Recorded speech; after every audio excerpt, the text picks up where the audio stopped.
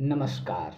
आप देख रहे हैं शिवाकांत शुक्ला और मैं शिवाकांत। आज बात करेंगे हेरोडोटस की। हेरोडोटस जिसका जन्म 484 ईसा पूर्व हुआ और 430 तक इसका जीवन काल रहा। हेरोडोटस और थ्यूसिडाइसिस की इतिहास मेधा ने दो अपराजेय लगने वाली कठिनाइयों पर विजय पाई तथा यथा अभिलेखों का अभाव और इतिहास विरोधी दर्शन जो इतिहास को एक निराशाजनक उद्यम मानता था। हेरोडोटस का जन्म हेलिकार्नासस के एक उच्च कुल में 484 ईसा पूर्व में हुआ था। अपने चाचा के दुस्साहसिक कारनामों के कारण उसे 32 वर्ष की उम्र में निर्वासन भोगना पड़ा। दूर दराज की यात्राओं के रूप में इसी भावी इतिहासकार ने अपने अकारण निष्कासन का लाभ उठाया और ये यात्राएं उसे फिनिशिया, मिस्र, सिरीन, सूसा, अंततः काले सागर के यूनानी नगर राज्य तक ले गई। बिल्ड्यूरा लिखते हैं, जहां भी वह गया उसने वैज्ञानिक की नज़र और बच्चे की जिज्ञासा से निरीक्षण और अनुसंधान किया। और जब वह एथेंस में 447 ईसा पूर्व में बसा तो वहाँ भूमध्य सागरीय राज्यों के भूगोल, इतिहास और शिष्टाचार संबंधी नोट्स के संबद्ध संग्रह से लैस था और इन नोट्स और हेकाटियस तथा अन्य पूर्ववर्तियों के काम से टीपे गए कुछ अंशों के आधार पर उसने अपना सबसे प्रसिद्ध इतिहास रचा, जिसमें उसके अपने मिथकीय उद्भव से लेकर पर्शियन युद्ध के अंत तक का मिस्र, निकट पूर्व और ग्रीस का इतिहास दर्ज था।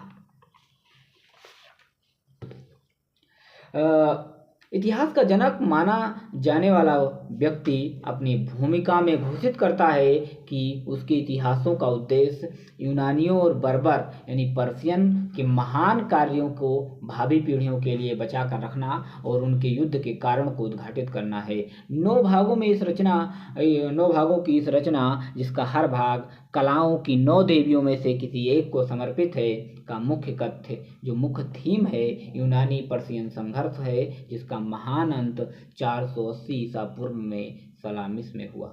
लेकिन हेरोडोटस अपने आख्यान के 24 विभिन्न पूर्वी भूमध्य सागरीय विवरणों में शामिल करता है भूमध्य सागरीय लोगों के रीति रिवाज, परिधानों, शिष्टाचार, नैतिकता और मान्यताओं के दिलचस्प विवरण को शामिल करता है। पुस्तक का विशाल फ्रेमवर्क एक सीमित अर्थ में उसे एक सार्वभौमिक इतिहास बनाता है।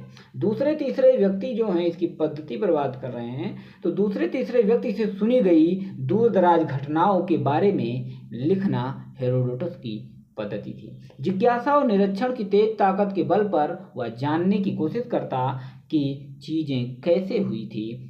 वह तार्किक व्याख्याओं का तलाश करता जो जलवायु और भौगोलिक कारणों से प्रभाव बताती, लेकिन उसमें महत्वपूर्ण घटनाओं के छोटे छोटे महत्वहीन कारण बताने की प्रवृत्ति थी, जैसे औरतों का प्रभाव या एकदम निजी बातें। अति प्राकृतिक चीजों में विश्वास के कारण वो अपने आख्यानों में अपनी भविष्यवाणियां, दिव्य दृष्टि और आगामी दुर्घटनाओं के बारे में देवी चेतावनियां शामिल करता था। उसकी बाल सुलभ जिज्ञासा अक्सर उसे बाल सुलभ भोले विश्वासों की ओर ले जाती। स्ट्राबो ने तो लिखा भी कि हेरोडोटस की रचनाओं में बहुत उटपटांग भरा पड़ा है। वह सोचता था कि इथियोपिया के लोगों का जो वीर्य है वो काला होता है, मिस्र की बिल्लियां आग में कूद जाती हैं, डेन्यूब के किनारे लोग गंध से ही नशे में आ जाते हैं, पेडागस में एथीना के पुजारिन की भारी दाढ़ी है, नेबूचाइनेजार औरत था, अल्पास नदी थी। लेकिन उसने अपने बचाव में यह भी लिखा, जो कहा जाता है उसे बताना मेरा दायित्व है, परंतु उसे मानने के लिए मैं बाध्य नहीं हूँ, और इस इतिहास में हर आख्यान के बारे में यह सही मानिए। जो उसकी शैली है, क्राफ्ट है, उस पर बात करते हैं। सभी यूनानियों के चित्रण में हेरोडोटस की राष्ट्रभक्ति झलकती है, लेकिन वह किसी राजनीतिक विवाद के दोनों पक्षों का सही ही जिक्र करता है तथा पर्शियन की भी वीरता, सम्मान, शौर्य का बखान करता है। इतिहास का जनक गद्य रचना का भी जनक है और एक कथावाचक के रूप में कोई उसे पार नहीं कर सकता। वह ढीली ढाली, सहज, रुमानी और चमत्कृत करने वाली शैली में लिखता है जो मनोरंजन और अद्भुत कथाएं सुनने की लोगों की जरूरत को पूरा करती है। और प्रक्रियाओं से ज़्यादा व्यक्तियों के बारे में लिखते हुए उसने शानदार चित्रण प्रस्तुत किया है। जो भी दोष हो, काल के परिप्रेक्ष्य में मनुष्य को देखने वाला हेरोडोटस पहला व्यक्ति था। सिसरो ने उसे इतिहास का जनक कहा। अधिकतर प्राचीनों की तरह लूसियन ने भी उसे थ्यूसिडाइसिस से ऊपर दर्जे का व्यक्ति माना।